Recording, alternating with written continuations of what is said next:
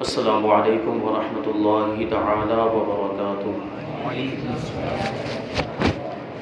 نحمده ونصلي ونسلم على رسوله الكريم اما بعد فاعوذ باللہ من الشیطان الرجیم بسم اللہ الرحمن الرحیم ان اولیاؤه الا المتقون صدق اللہ العظیم۔ ایک مرتبہ درود پاک پڑھ لیجیے۔ اللہم صلی علی سیدنا و مولانا محمد معدن الجود والکرم وآلہ الکرام وابنہ الکریم وبارک وسلم صلاة و سلام علیک یا رسول اللہ صلی اللہ تعالی علیہ وسلم۔ عزیزان ملت اسلامیہ، جیسا کہ آپ سب جانتے ہیں کہ ہم اور آپ یہاں پر تاجدار اہل سنت شہزادہ اعلیٰ حضرت حضور مفتی اعظم ہند علامہ مصطفیٰ رضا خان علیہ الرحمت و رضوان کی بارگاہ میں خراج عقیدت پیش کرنے کے لیے جمع ہوئے ہیں۔ اللہ تبارک و تعالی ہماری اس حاضری کو اپنی بارگاہ میں قبول فرمائے اور اس مجلس کو آخرت میں ہمارے لیے ذریعہ نجات بنائے۔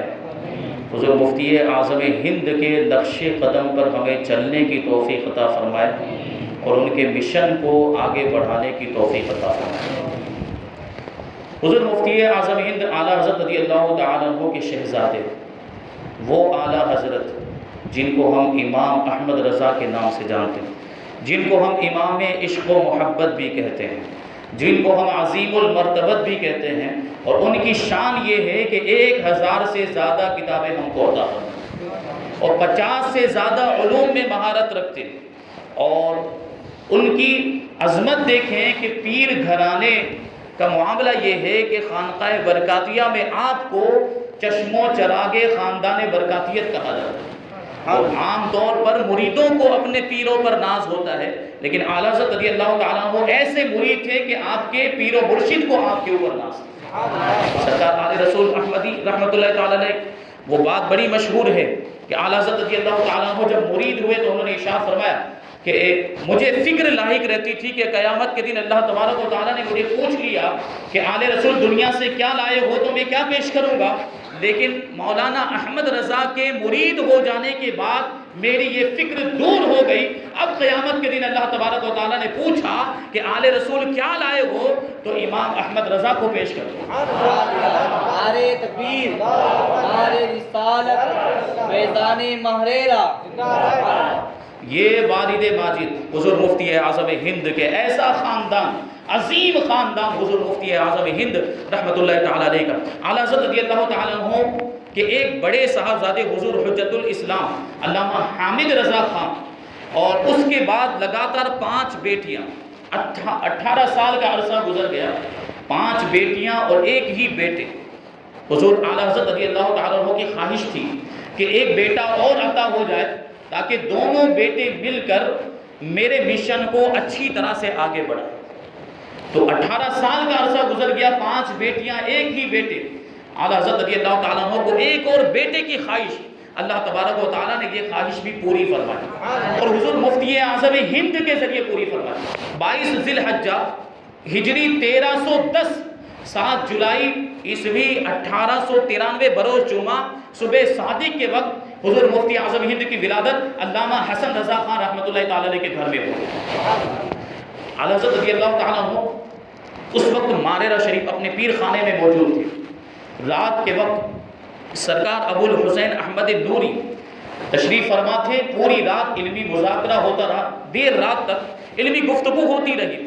پھر آرام فرمانے کے لیے چلے گئے، فجر کی نماز کے لیے بیدار ہوئے، فجر کی نماز ادا کرنے کے لیے مسجد آل احمد ماریرہ شریف میں مسجد، وہاں پہ حاضر ہوئے۔ فجر کی نماز سے فارغ ہونے کے بعد سرکار نوری میاں رحمۃ اللہ تعالیٰ علیہ نے اعلیٰ حضرت کو بلا کے ارشاد فرمایا کہ آپ کے یہاں بریلی شریف میں ایک لڑکے کی ولادت ہوئی ہے اور وہ اپنے وقت کا ولی کامل ہے۔ اور پھر سرکار نوری میاں آگے ارشاد فرماتے کہ اگر آپ کی اجازت ہو تو اس کو اپنے سلسلے میں داخل کر لوں، اس کو اپنا مرید بنا لوں۔ اعلیٰ حضرت رضی اللہ تعالیٰ عنہ عرض کرتے ہیں سرکار وہ آپ کا غلام ہے، ضرور مرید بنائے، ضرور داخل سلسلہ فرمائے۔ دیکھیے وہاں ماریرہ شریف میں موجود ہیں سرکار ابو الحسین احمد نوری میاں رحمۃ اللہ تعالی علیہ اور حضور مفتی اعظم ہند کی ولادت کہاں ہو رہی؟ بریلی شریف کے اندر ہو رہی. تقریباً 125 کلومیٹر کا فاصلہ ہے. ماریرا شریف میں رہتے ہوئے سرکار نوری میاں نے حضور مفتی اعظم ہند کی ولادت بریلی شریف میں ہو رہی ہے، اس کو وہیں سے ملاحظہ فرما دیا. اور صرف اتنا ہی نہیں بلکہ یہ بھی ارشاد فرمایا کہ جو بچہ پیدا ہوا ہے وہ اپنے وقت کا ولی کامل ہو. اور نام بھی عطا فرمایا ساتھ میں. نام کیا دیا؟ ابو البرکات محی الدین جیلانی. سرکار نوری میاں نے اعلیٰ حضرت سے فرمایا کہ یہ نام رکھ دینا. اب اعلیٰ حضرت رضی اللہ تعالیٰ عنہ بریلی شریف تشریف لائے اور 7ویں دن محمد نام پر حضور مفتی اعظم ہند کا عقیقہ فرمایا.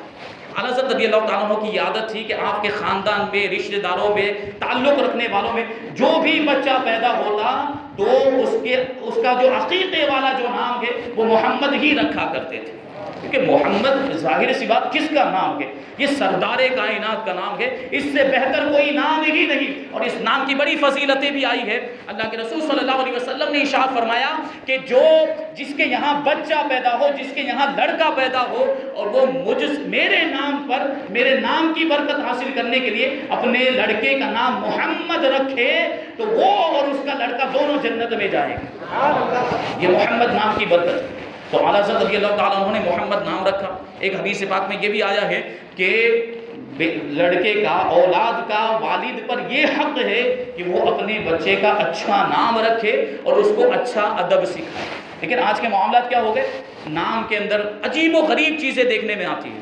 ایک دم آج معاملہ یہ ہے کہ لوگوں کو نئے نام چاہیے، ایک دم ماڈرن قسم کے نام ہو، جدید قسم کے نام ہو اور بالکل یونیک ہو، سننے میں بالکل الگ لگنا چاہیے. ایسے لوگوں کے معاملات ہو گئے.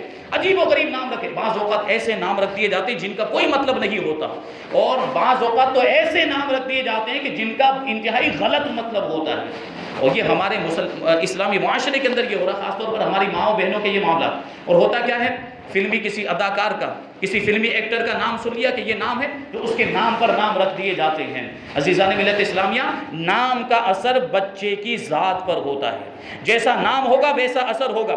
اگر ہم نے بزرگوں کے نام پر نام رکھا ہوگا تو اس کی برکت جو ہے بچے کی زندگی میں شامل ہو جائے گی. لیکن اگر ہم نے فلمی ایکٹر کے نام پر اگر بچے کا نام رکھا ہے، کسی دنیا دار کے نام پر اگر بچے کا نام رکھا ہے، کسی فلمی اداکار کے، کسی بے حیائی کے کام کرنے والے کے نام پر ہم نے بچے کا نام رکھا ہے تو پھر اس کی برائی کا اثر بھی، اس کی نحوست بھی بچے کی زندگی میں شامل ہو جائے گی. آج جو معاملات ہو رہے ہیں کہ بچے نافرمان ہو جاتے، ماں باپ کا کہا نہیں مانتے، یہاں تک کہ ماں باپ کو گالیاں دیتے ہوئے نظر آتے. اور بعض اوقات تو ایسا بھی سنا گیا کہ بڑے ہونے کے بعد بچے ہاتھ بھی اٹھا دیتے ہیں ماں باپ پر. یہ معاملات کیوں ہوئے؟ کیونکہ ہم نے صحیح تربیت نہیں کی. اسلام نے ہمیں جو بچوں کی تربیت کرنے کے تعلق سے تعلیم دی اس پر ہم نے عمل نہیں کیا. اور نام رکھنے میں بھی ہم لحاظ نہیں کرتے. بزرگوں کے نام پر نام رکھے جائیں، اچھے نام رکھے جائیں، ایسے نام رکھے جائیں جن کا اچھا مطلب نکلتا ہے تو ان ناموں کی برکت بچوں کی زندگی میں شامل ہوگی. پھر بچہ نافرمان نہیں ہوگا بلکہ ماں باپ کا موتی و فرما بردار ہوگا. اعلیٰ حضرت رضی اللہ تعالیٰ عنہ نے کیا نام رکھا؟ حضور مفتی اعظم ہند کا محمد نام رکھا. پھر وہ نام جو سرکار ابو الحسین احمد نوری نے عطا فرمایا تھا، ابو البرکات محی الدین جیلانی، یہ نام اعلیٰ حضرت رضی اللہ تعالیٰ عنہ نے رکھا. اور پکارنے کا نام اعلیٰ حضرت رضی اللہ تعالیٰ عنہ نے عرفی نام مصطفیٰ رضا رکھا. اور یہ نام اتنا مشہور ہوا کہ پوری دنیا آج حضور مفتی اعظم ہند کو اسی نام سے یاد کرتی ہے. اور آپ کی فقہی خدمات کی وجہ سے، آپ کے فتویٰ نویسی کی جو مہارت تھی اس کی وجہ سے اس وقت کے علماء کرام نے آپ کو مفتی اعظم ہند کا لقب دیا. وہ صرف زبانی نہیں دیا گیا، بریلی شریف کے ایک اجتماع کے اندر، ایک جلسے کے اندر جہاں پر ہندوستان کے بڑے بڑے علماء موجود تھے، اس وقت حضور حجت الاسلام کی موجودگی میں حضور مفتی اعظم ہند کو مفتی اعظم ہند کا لقب دیا گیا. اور صرف دیا نہیں گیا زبانی طور پر بلکہ قرارداد میں اس نام کو لکھا بھی. اب یہ لقب بھی اتنا مشہور ہو گیا کہ پوری دنیا آج حضور مفتی اعظم ہند کو اسی لقب سے یاد کرتی ہے. یہ شان حضور مفتی اعظم ہند کی. جب 4 سال کی عمر ہوئی، 4 سال 4 مہینے 4 دن کی عمر ہوئی تو اعلیٰ حضرت رضی اللہ تعالیٰ عنہ نے خود بسم اللہ خوانی جو ہے کہ رسم ادا فرمائی. اس سے پہلے کا جو واقعہ ہے وہ مرید بنانے والا واقعہ. یعنی جب آپ کی عمر 6 مہینے 3 دن کی ہوئی تھی تو سرکار نوری میاں ماریرا شریف سے بریلی شریف تشریف لایا. اور جو وعدہ کیا تھا کہ اس بچے کو میں اپنا مرید بناؤں گا، داخلے سلسلہ کروں گا، سرکار نوری میاں نے کہا کہ اس بچے کو میرے پاس لایا جائے۔ اعلیٰ حضرت رضی اللہ تعالیٰ عنہ حضور مفتی اعظم ہند 6 مہینے کے حضور مفتی اعظم ہند لے کر آئے اور سرکار نوری میاں کی گود میں رکھ دیا۔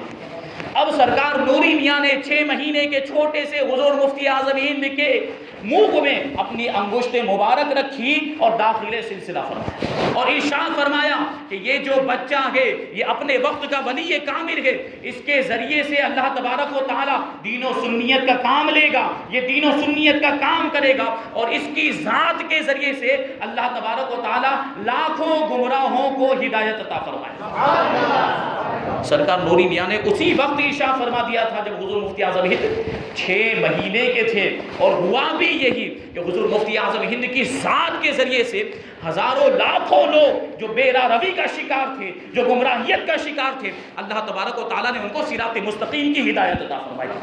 تو شدی تحریک کا واقعہ، شدی کرن جو چلا تھا، جیسے کہ آج سے کچھ سال پہلے یہ واقعہ، اسی طرح کی ایک تحریک چلی تھی گھر واپسی والی تحریک، اسی طرح حضور مفتی اعظم ہند کے دور میں شدی تحریک چلی تھی۔ وہ ارتداد کا بہت بڑا فتنہ تھا کہ یہ جو غیر مسلم ہے یہ مسلمانوں کو یہ کہہ کر کہ تمہارا جو اصل مذہب ہے، جو آبا و اجداد کا مذہب ہے وہ ہندو مذہب ہے، اسلام کو چھوڑ کر ہندو مذہب اختیار کر لو۔ تو تقریباً 4.5 لاکھ لوگ اس فتنے کے جھانسے میں آ گئے تھے اور ارتداد کے دلدل میں پھنستے جا رہے تھے۔ حضور مفتی اعظم ہند نے اس وقت اس فتنے کا مقابلہ کیا، اس کا دندان شکن جواب دیا۔ حضور مفتی اعظم ہند ایک پیر طریقت کی حیثیت رکھتے تھے، اور اس وقت آپ کا معاملہ یہ تھا کہ اہل سنت و جماعت میں آپ سے بڑی کوئی شخصیت تھی ہی نہیں۔ حضور مفتی اعظم ہند اگر چاہتے تو اپنے مریدوں کو بھیج دیتے کہ جاؤ اس فتنے کا جواب دو، اگر حضور مفتی اعظم ہند چاہتے تو علماء کی ایک جماعت کو بھیج دیتے کہ جاؤ اور جا کر تبلیغ کرو، اور جو لوگ ارتداد کا شکار ہو رہے ہیں ان کو واپس اسلام کی دعوت دو۔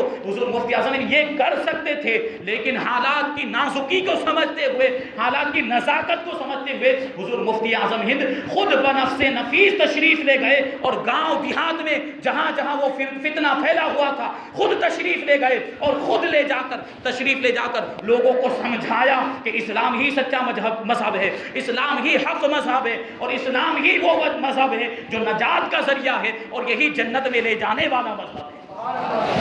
تو 4.5 لاکھ لوگوں کے ایمان کو بچایا کہ حضور مفتی اعظم ہند خود تشریف لے گئے گاؤں دیہات میں، اور کوئی تکلیف کا احساس نہیں ہے، کیسے بھی جو ہے گاڑی ہے تو گاڑی سے تشریف لے جا رہے ہیں، رکشہ ہے تو رکشہ کے ذریعے تشریف لے جا رہے ہیں، کوئی تام جھام نہیں ہے، اور بعض مقامات تو پیدل ہی تشریف لے جا رہے ہیں، جبکہ تاجدار اہل سنت ہے۔ یہ سادگی کا معاملہ تھا۔ ایسے ہی کوئی بھی مرید کہیں بھی بلاتا تو آپ تشریف لے جاتے تھے، کوئی بڑی گاڑی کا مطالبہ نہیں ہوتا تھا کہ یہ گاڑی ہو فلاں کمپنی کی گاڑی ہو، مرسیڈیز ہونی چاہیے یا اوڈی ہونی چاہیے، بی ایم ڈبلیو ہو تبھی ہم آئیں گے، ایسا نہیں۔ بلکہ اگر مرید کہتا کہ حضور سائیکل رکشہ میں جانا ہے تو آپ سائیکل رکشہ پر بھی سوار ہو کر تشریف لے جاتے تھے۔ یہ حضور مفتی اعظم ہند کے سادگی کا معاملہ ہے۔ تو آپ کی ذات کے ذریعے سے اللہ تبارک و تعالیٰ نے لاکھوں لوگوں کو ہدایت عطا فرمائی۔ جب 4 سال 4 مہینے 4 دن کی عمر ہوئی تو حضور مفتی اعظم ہند کو اعلیٰ حضرت رضی اللہ تعالیٰ عنہ نے بسم اللہ پڑھا، رسم بسم اللہ خوانی ادا ہوئی، اور پھر آپ کی تعلیم کا سلسلہ جو ہے کہ شروع ہوا، اور 3 سال کی قلیل مدت کے اندر حضور مفتی اعظم ہند نے پورا قرآن مجید ختم کر دیا، اور 18 سال کی جب آپ کی عمر ہوئی ہے تو اس وقت جتنے بھی علوم و فنون رائج تھے سارے علوم و فنون کی تکمیل کر کے آپ فارغ تحصیل ہو گئے اور عالم دین بن گئے۔ اب کیا ہوا؟ ایک مرتبہ حضور مفتی اعظم ہند دارالفتہ میں تشریف لائے، دارالفتہ رضویہ، تو دیکھا کہ ملک العلماء حضور ظفر الدین بہاری رحمۃ اللہ تعالی جو اعلیٰ حضرت کے مرید و خلیفہ، وہ اعلیٰ حضرت رضی اللہ تعالیٰ عنہ کی کتاب فتاوی رضویہ کے قلمی نسخے سے ایک فتویٰ نقل کر رہے تھے، ایک عبارت نقل کر رہے تھے، اس میں سے دیکھ کر فتویٰ لکھ رہے تھے۔ حضور مفتی اعظم 18 سال کی عمر ہے، تشریف لائے دارالفتہ کے اندر، اور جب ملک العلماء کو دیکھا کہ وہ دیکھ کر فتویٰ لکھ رہے ہیں تو عرض کرتے ہیں کہ آپ دیکھ کر فتویٰ لکھتے ہیں، آپ دیکھ کر نقل کرتے ہیں؟ تو حضور ملک العلماء نے ارشاد فرمایا کہ صاحبزادے اگر آپ بغیر دیکھے لکھ دے تو جانیں، اگر آپ بغیر دیکھے لکھ دے تو جانیں حضور مفتی اعظم ہند نے کہا یہ سوال دکھائیے، استفتاء دکھایا گیا، حضور مفتی اعظم ہند نے سوال کو پڑھا اور کتاب دیکھے بغیر اس سوال کے جواب کو تحریر فرما دیا 18 سال کی عمر میں۔ اب ملک العلماء وہ فتویٰ لے کر اعلیٰ حضرت رضی اللہ تعالیٰ عنہ کی بارگاہ میں پہنچے۔ اعلیٰ حضرت نے پوچھا کس نے لکھا ہے، حالانکہ تحریر سے پہچان گئے تھے۔ ملک العلماء کہتے ہیں آپ کے چھوٹے صاحبزادے نے یہ فتویٰ لکھا۔ اعلیٰ حضرت رضی اللہ تعالیٰ عنہ بڑے خوش ہوئے اور اس فتوے پر تصدیقی دستخط بھی فرمائے، اور معاملہ یہ تھا کہ حضور مفتی اعظم ہند نے جو فتویٰ لکھا تھا اعلیٰ حضرت رضی اللہ تعالیٰ عنہ نے بغیر کسی ترمیم کے، اس میں تبدیلی کیے بغیر ویسے ہی اس فتوے کو جاری فرما دیا، اور اعلیٰ حضرت رضی اللہ تعالیٰ عنہ نے خوش ہو کر انعام کے طور پر حضور مفتی اعظم ہند کو 5 روپے عنایت عطا فرمائے۔ 5 روپے عطا فرمائے، اس زمانے میں 5 روپے کی بڑی حیثیت، اور مہر بنانے کا بھی حکم دے دیا کہ ان کی مہر بنا دی جائے اور آج سے ان کو فتویٰ دینے کی اجازت۔ 18 سال کی عمر ہے، ہمیں آپ کو مفتی بنتے بنتے کئی سال لگ جاتے ہیں، اور مفتی کا کورس کرنے کے باوجود بھی کئی سالوں تک ماہر مفتی کو ہونا، مشق مفتی کی بارگاہ میں رہنا پڑتا ہے، تب جا کے یہ فتویٰ نویسی کی جو صلاحیت پیدا ہوتی۔ آج کے زمانے میں تو آن لائن مفتی پیدا ہو گئے کہ جس کے من میں آیا وہ جو ہے کہ افتاء کا کورس کر رہا ہے، اور معاملات ایسے ہو گئے ہیں کہ جس کو دیکھو وہ مفتی کا لیبل لگائے ہوئے گھوم رہا ہے۔ مفتی ایسے نہیں ہوتے، مفتی حضور مفتی اعظم ہند جیسے ہوتے، ان کو پھر مفتی اعظم ہند کا لقب یوں ہی نہیں ملا، یہ شان ہے حضور مفتی اعظم ہند کی۔ اور بچپن کا معاملہ آپ دیکھیں، بچپن کے اندر ہمارے آپ کے بچوں کے معاملات کیا ہوتے ہیں؟ کھیل کود ہے، ادھر ادھر کے معاملات، ادھر بھاگ رہے ادھر دوڑ رہے ہیں، اور باپ کے ساتھ بھی بچوں کے معاملات یہ ہوتے ہیں کہ باپ جب نظر آتا ہے، والد جب نظر آتا ہے تو اس پر کودنا شروع کر دیتے، اس کے کبھی سینے پر چڑھ جاتے ہیں، کبھی گردن پر چڑھ جاتے ہیں، کبھی گردن پھلانگنے لگتے ہیں ادھر سے ادھر، کبھی باپ کو جو ہے کہ بچہ جو ہے نادانی کے حالت میں کبھی باپ پر ہاتھ بھی اٹھا دیا کرتا ہے، یہ معاملات ہوتے ہیں۔ لیکن حضور مفتی اعظم ہند پیدائشی ولی ہیں، مادر زاد ولی ہیں۔ آپ کے بچپن کا معاملہ دیکھیں کہ کھیل کود سے بالکل دور، بچوں کے اندر جن چیزوں کی محبت ہوتی ہے، کھیل کود وغیرہ، اس سے حضور مفتی اعظم ہند بچپن ہی سے دور۔ اور علامہ ضیاء الدین مدنی خطبہ مدینہ رحمۃ اللہ تعالی علیہ بیان کرتے ہیں کہ حضور مفتی اعظم ہند بچپن میں جب کبھی اپنے والد ماجد اعلیٰ حضرت رضی اللہ تعالیٰ عنہ کی بارگاہ میں حاضر ہوتے تو بڑے ادب کے ساتھ حاضر ہوا کرتے تھے، چھوٹے تھے بچپن میں بھی، دوسرے بچوں کی طرح آپ کے سینے کو پھلانگتے نہیں تھے، آپ کی گردن کو نہیں پھلانگتے تھے، بلکہ 2 زانو ہو کر باادب اعلیٰ حضرت کی بارگاہ میں بیٹھا کرتے تھے بچپن میں بھی، اور دیکھنے والے دیکھ کر کہتے تھے کہ یہ ہے اعلیٰ حضرت کا سچا جانشین، یہ بنے گا اعلیٰ حضرت کا مسند نشین، اور یہ ایسے ہوتے ہیں جانشین، اور ایسے ہوتے ہیں اعلیٰ حضرت رضی اللہ تعالیٰ عنہ کے خلیفہ۔ اس طریقے سے حضور مفتی اعظم ہند کے بچپن کا معاملہ تھا کہ بچپن میں بھی ایسا ادب تھا، اعلیٰ حضرت رضی اللہ تعالیٰ عنہ یعنی اپنے والد ماجد کا ایسا ادب کیا کرتے تھے حضور مفتی اعظم۔ یہ شان ہے، جب بچپنے کا یہ عالم ہے تو جوانی کا عالم کیا ہوگا، اور پھر بڑھاپے کا اور پیری کا عالم کیا ہوگا، سب نے دیکھا۔ جو حضور مفتی اعظم ہند کے مریدین سب بیان کرتے ہیں، حضور اشرف الفقہاء رحمۃ اللہ تعالی علیہ بھی حضور مفتی اعظم ہند کے کئی واقعات ایسے بیان کرتے ہیں، بڑھاپے کے، جوانی کے، اور تابش انوار مفتی اعظم جو حضور اشرف الفقہاء نے لکھی ہے، جس میں حضور مفتی اعظم ہند کے واقعات لکھے، کیسے تقوی پرہیزگاری کے واقعات اور روحانیت کے واقعات، اللہ تبارک و تعالیٰ نے روحانیت بھی کیسی عطا فرمائی، روحانی روب و دبدبہ کے ساتھ۔ ایک مرتبہ حضور مفتی اعظم ہند گوندیا کے علاقے میں تشریف لے گئے، وہاں پہ قیام تھا آپ کا، صبح کے وقت ناشتہ پیش کیا گیا، ناشتے کے بعد حضور مفتی اعظم ہند کے معاملات ایسے تھے کہ لوگ آپ کی بارگاہ میں تعویذ لینے کے لیے بھی حاضر ہوتے، تو لوگ تعویذات لینے کے لیے حاضر ہوئے، ہر کوئی آ رہا اپنی پریشانی بیان کر رہا ہے، اپنی تکلیف بیان کر رہا ہے، اس کے مطابق حضور مفتی اعظم ہند ہر کسی کو تعویذ عطا فرما۔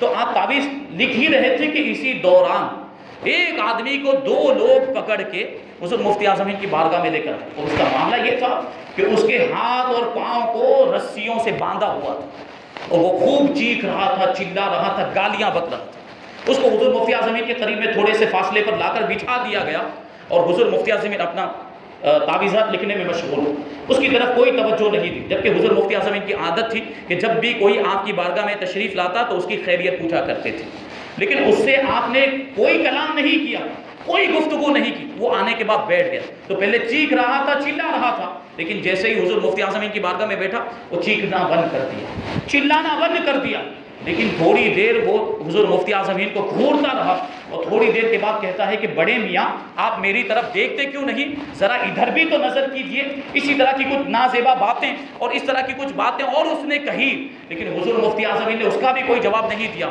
اور جب بہت زیادہ اس نے جو ہے کہ اس طرح کی باتیں کی تو حضور مفتی اعظم ہند کھڑے ہوئے، اور اس کے قریب گئے، اس کے سر کے بالوں کو اپنے بائیں ہاتھ سے پکڑ کے اپنی طرف کھینچا اور 2-3 مرتبہ اس کو جھٹکا دیا اور اپنے دائیں ہاتھ سے 2 تھپڑ 2 تماچے اس کے سر پہ رسید فرمائے۔ حضور اشرف الفقہاء اس تماچے کو نوری تماچا کہا کرتے تھے، یہ نوری تماچا تھا۔ حضور مفتی اعظم نے جیسے ہی اس کو تماچا مارا اور پھر ارشاد فرمایا اب اس کو چھوڑ دو، اب یہ حرکت نہیں کرے گا، اب یہ خاموش ہو جائے گا۔ حضور مفتی اعظم یہ کہنے کے بعد اپنی نشست گاہ پر تشریف لے کر آ کر وہاں پر بیٹھ گئے۔ اب وہ جو اس کے ساتھ والے، جو ایک اس کا باپ تھا اور اس کا بھائی تھا، دونوں اس کو پکڑ کے لائے تھے، تو وہ لوگ کہنے لگے کہ حضرت اگر اس کو چھوڑ دیں گے تو یہ لوگوں پر حملہ کر دے گا، یہ مار پیٹ شروع کر دے گا۔ حضور مفتی اعظم ہند نے تو آپ تو جو ہے کہ تعویذات لکھنے میں مشہور، حضور اشرف الفقہاء فرماتے ہیں کہ حضرت نے کہہ دیا کہ اسے کھول دو، اسے چھوڑ دو، تو تم اسے چھوڑ دو، اب یہ کچھ نہیں کرے گا۔ حضور مفتی اعظم ہند نے فرما دیا ہے تو پھر یہ حرکت نہیں کرے گا۔ چنانچہ ایسا ہی ہوا، جب اس کی رستیاں کھول دی تو بالکل خاموشی کے ساتھ وہ حضور مفتی اعظم ہند کے سامنے بیٹھا رہا، تھوڑی دیر تک بیٹھا رہا، پھر وہ واپس چلا گیا۔ صبح کا وقت تھا جب وہ واپس چلا گیا، لیکن شام کے وقت عصر کی نماز کے بعد اب نہا دھو کر اچھا خوبصورت لباس، مہذب لباس پہن کر وہ حضور مفتی اعظم ہند کی بارگاہ میں حاضر ہوا، اور اب اس کے بات کرنے کا انداز بھی الگ، نہایت سنجیدگی کے ساتھ، بڑے ادب کے ساتھ اب گفتگو کر رہا تھا۔ حضور مفتی اعظم ہند کی بارگاہ میں حاضر ہوا، سلام کیا اور حضور سے مصافحہ کرنے کے لیے ہاتھ آگے بڑھائے۔ حضور مفتی اعظم ہند نے اس کے سلام کا جواب دیا، اس سے مصافحہ کیا اور ارشاد فرماتے ہیں کل میں نے تمہیں 2 تماچے مار دیے تھے، مجھے معاف کرنا۔ اب وہ حیران و پریشان، وہ گھبرا گیا کہ اتنی عظیم شخصیت، تاجدار اہل سنت حضور مفتی اعظم مجھ سے معافی مانگ رہے ہیں۔ وہ کہنے لگا حضرت کیا معاملہ؟ تو حضور مفتی اعظم نے ارشاد فرمایا کہ کل تمہیں لایا گیا تھا، تم چیخ رہے تھے، چلا رہے تھے، تو میں نے تمہیں 2 تماچے مار دیے تھے، اسی لیے میں تم سے معافی مانگ رہا ہوں۔ تو وہ کہتا حضرت میں کیسے آپ کو معاف کر سکتا ہوں؟ لیکن حضور مفتی اعظم بار بار اسے کہہ رہے ہیں کہ تمہیں معاف کرنا پڑے گا۔ آخرکار مجبور ہو کر اس نے یہ کلمہ کہا، ٹھیک ہے حضرت میں نے معاف کیا۔ جبکہ حضور مفتی اعظم نے جو تھپڑ مارا تھا وہ علاج کے طور پر مارا تھا۔ علاج کے طور پر جب کسی کو تکلیف دی جائے، علاج کے طور پر جیسے آپریشن بھی کیا جاتا ہے، جسم کو کاٹ دیا جاتا ہے، لیکن اس کی اجازت ہے، شریعت کے اندر اس کی اجازت، اس سے کوئی حق العبد وابستہ نہیں ہوتا۔ لیکن یہ حضور مفتی اعظم ہند ہیں جن کے تعلق سے حضور تاج الشریعہ ارشاد فرماتے ہیں کہ متقی بن کر دکھائے اس زمانے میں کوئی، متقی بن کر دکھائے اس زمانے میں کوئی، ایک میرے مفتی اعظم کا تقویٰ چھوڑ۔ کہ حضور مفتی اعظم کا تقویٰ تھا کہ اس سے معافی مانگ رہے ہیں، ایسے عظیم مرتبے پر فائز ہونے کے باوجود۔ یہ تقویٰ، ایسا تقویٰ جو ہے کہ جو حضور مفتی اعظم کو اللہ تبارک و تعالیٰ نے عطا فرمایا۔ ایک مرتبہ ٹرین میں سفر کر رہے تھے تو پتہ چلا لوگوں کے کہ حضور مفتی اعظم تشریف فرمائے، تو دوسرے ڈبے سے ایک شخص آیا اور آنے کے بعد اپنی تکلیف بیان کی اور حضرت سے کہتا ہے کہ حضرت تعویذ عطا فرمائے۔ حضور مفتی اعظم نے ارشاد فرمایا کہ کاغذ نہیں ہے، کیسے تعویذ لکھا جائے؟ وہ گیا اور کاغذ لے کر آیا۔ حضور مفتی اعظم ہند نے اس کو تعویذ لکھ کر دیا، 1 تعویذ 2 تعویذ، جیسی جیسی اس کی تکلیف تھی اس کے حساب سے حضور مفتی اعظم ہند نے اس کو تعویذ لکھ کر دیے۔ اب کاغذ کا تھوڑا سا ٹکڑا حضور مفتی اعظم ہند کے ہاتھ میں بچا رہا۔ تو اب جو آپ کے ساتھ لوگ بیٹھے ہوئے تھے انہوں نے دیکھا کہ یہ موقع اچھا ہے کہ ہم بھی تعویذ لے لیتے ہیں، تو ایک شخص آگے بڑھے اور انہوں نے بھی کہا کہ حضور مجھے بھی تکلیف ہے، مجھے بھی تعویذ عطا فرمائیں۔ تو حضور مفتی اعظم ہند نے ارشاد فرمایا کہ کاغذ کہاں ہے؟ حالانکہ وہ کاغذ کا ٹکڑا آپ کے ہاتھ میں تھا۔ حضور مفتی اعظم ارشاد فرماتے کاغذ کہاں ہے؟ وہ شخص کہتے ہیں حضور یہ کاغذ موجود تو اسی میں لکھ دیجئے۔ حضور مفتی اعظم نے ارشاد فرمایا یہ کاغذ میرا تھوڑی ہے، یہ کاغذ تو اس شخص کا ہے، اس کی اجازت کے بغیر میں اس میں تعویذ کیسے لکھ سکتا ہوں؟ یہ آپ کا تقویٰ تھا۔ آج ہمارے معاملات کے بغیر اجازت کے کسی کی بھی چیز کو استعمال کر لیتے ہیں اور کوئی فکر نہیں ہوتی اور کوئی اس بات کا خوف نہیں ہوتا کہ اس کو ناپسند ہوگا، اس کو ناگوار گزر، کسی کو بھی پوچھے بغیر کسی کی بھی چیز استعمال کر لیتے ہیں۔ یہ حضور مفتی اعظم ہند کا کردار، یہ آپ کا تقویٰ کہ چھوٹا سا کاغذ ہے کہ اگر اس کو پتہ بھی چلتا تو اس کو کوئی ناگوار گزرنے والا نہیں تھا، اگر آپ اس میں تعویذ لکھ بھی دیتے وہ اعتراض کرنے والا نہیں تھا، لیکن یہ حضور مفتی اعظم ہند کا تقویٰ تھا کہ بغیر اجازت کے تعویذ لکھنا گوارا نہیں فرمایا۔ یہ تقویٰ۔ ایک مرتبہ ایک سفر میں حضور مفتی اعظم ہند اور حضور محدث اعظم ہند دونوں ساتھ میں تشریف فرما ایک مسجد میں تشریف لے گئے، نماز ادا کی، نماز کے بعد مسجد میں تشریف فرما ہوئے تو خادموں نے، چاہنے والوں نے چائے پیش کی، مشہور واقعہ۔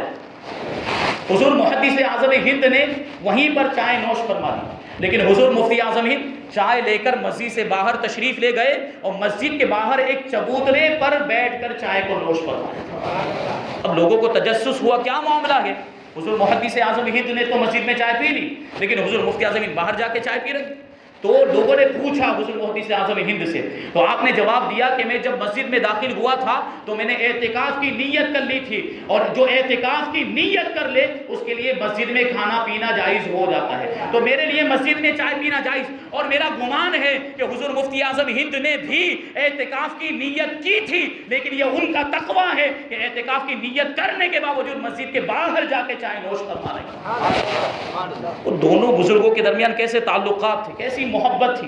ایک مرتبہ ایک جلسے میں حضور مفتی اعظم ہند بھی تشریف لے گئے، اور اسی جلسے میں حضور محدث اعظم ہند بھی تشریف لانے والے تھے۔ یہ بزرگوں کے درمیان آپس میں کیسا اتحاد اور کیسا اتفاق تھا، کیسی محبت تھی، آپ ملاحظہ فرمائے۔ حضور مفتی اعظم ہند تشریف فرمائے، سامنے سے حضور محدث اعظم ہند تشریف لائے تو حضور مفتی اعظم ہند نے بڑھ کر حضور محدث اعظم ہند کے ہاتھوں کا بوسہ لے لیا، اور جواب میں حضور محدث اعظم ہند نے بھی حضور مفتی اعظم ہند کے ہاتھوں کو چوم لیا۔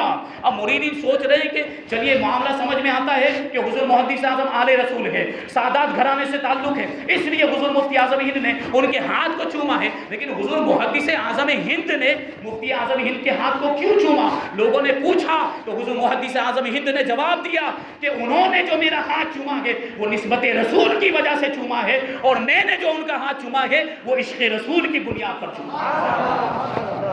یہ بزرگوں میں محبت تھی، یہ تعلقات۔ حضور مفتی اعظم ہند کے تقوی کے کتنے واقعات بیان کیے جائیں۔ ایک مرتبہ اسی طریقے سے حضور مفتی اعظم ہند سفر کر رہے تھے، حضور اشرف الفقہاء بیان کرتے ہیں ہم بھی ساتھ میں تھے، اور ٹرین کے کیبن نمبر 4 میں ہماری سیٹیں بک تھیں۔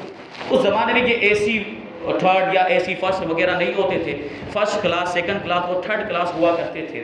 تو حضور مفتی اعظم ہند کو لے کر ہم ٹرین میں سوار ہو گئے، اور جیسے ہی کیبن نمبر 4 میں پہنچے تو وہاں سامنے کی سیٹ پر ایک نئے جن کی شادی ہوئی تھی، ایک جوڑا، غیر مسلموں کا جوڑا وہاں پر بیٹھا ہوا تھا۔ حضور مفتی اعظم ہند جیسے ہی کیبن میں داخل ہوئے اپنی آنکھوں کو بند کر دیا، کیونکہ وہاں ایک خاتون بھی موجود تھی، اور غیر مسلموں کے معاملات آپ جانتے ہیں، اور ساڑی وغیرہ جو لباس ہوتا ہے اس میں سے جسم نظر آتا ہے، اور چہرہ بھی کھلا ہوا تھا۔ حضور مفتی اعظم ہند نے اپنی آنکھیں بند کر لی اور اب آنکھیں کھول ہی لگی رہے۔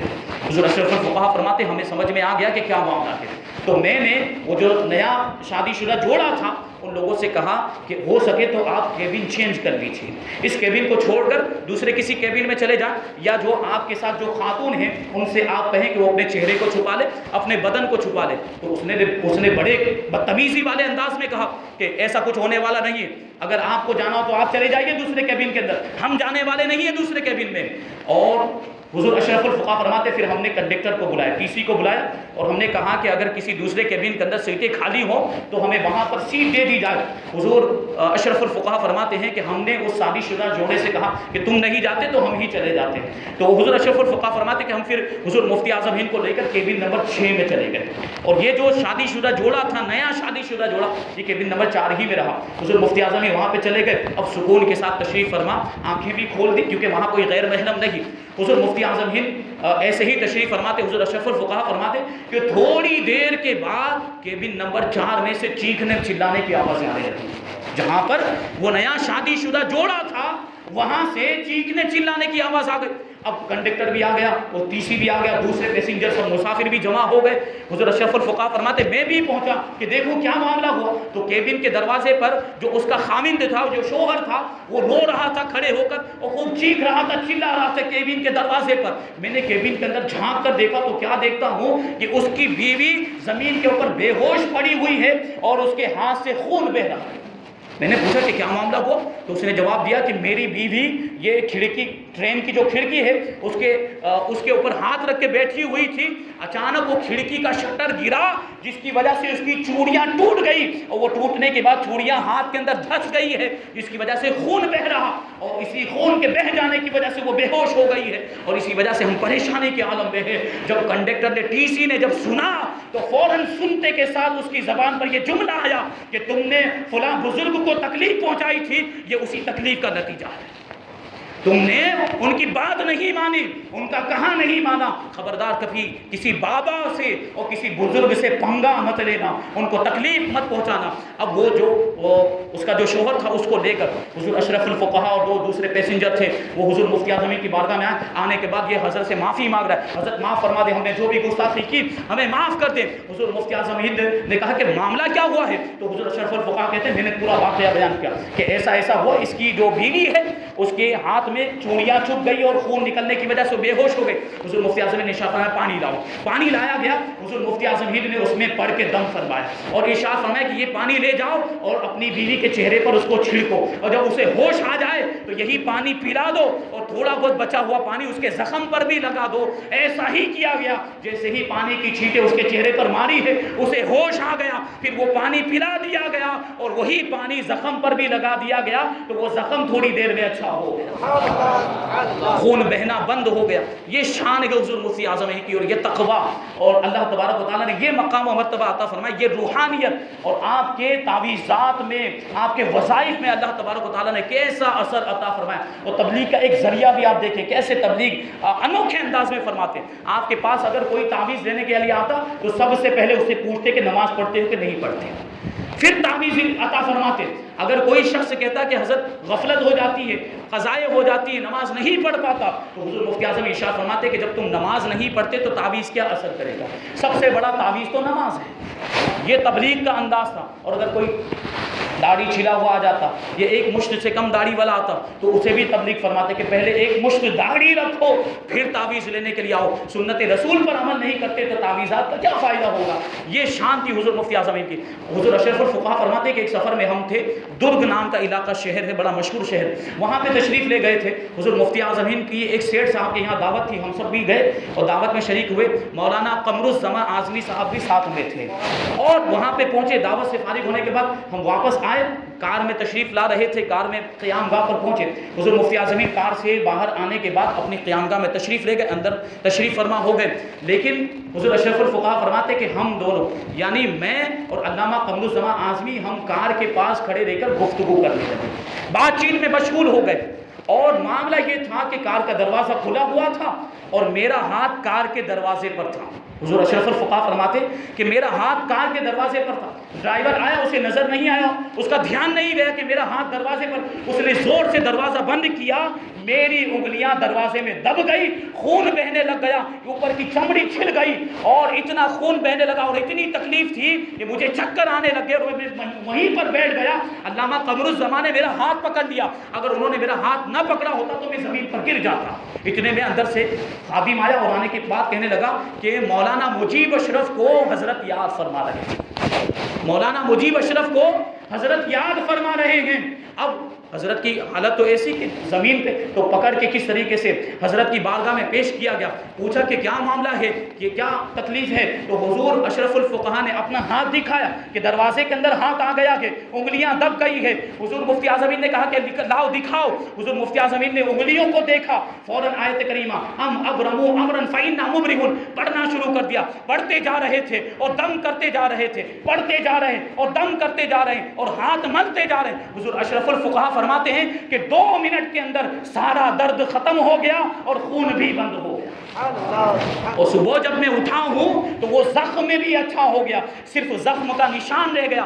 حضور اشرف الفقہا اس نشان کے بارے میں فرمایا کرتے تھے، نشان کرامت مرشد، نشان کرامت مرشد، کیونکہ یہ حضور مفتی اعظم ہند کی کرامت تھی۔ کتنے واقعات بیان کیے جائیں نمازوں کی پابندی کے تعلق سے، حضور مفتی اعظم ہند کے بہت سے واقعات ہیں، انشاءاللہ پھر کبھی موقع ملا تو سارے واقعات کو اور دیگر چیزوں کو انشاءاللہ تبارک و تعالیٰ بیان کیا جائے گا، وقت کی کمی ہے۔ اللہ تبارک و تعالیٰ ہم سب کو حضور مفتی اعظم ہند کے نقش قدم پر چلنے کی توفیق عطا فرمائے، آپ کے فیوز و برکات سے ہم سب کو مالا مال فرمائے، اور اولیاء کرام کے دامن سے وابستہ رہنے کی ہمیں توفیق عطا فرمائے، اہل سنت و جماعت کے مذہب پر قائم و دائم رکھے اور اسی پر ہم سب کا خاتمہ فرمائے۔ وما علینا الا البلاغ۔ السلام علیکم۔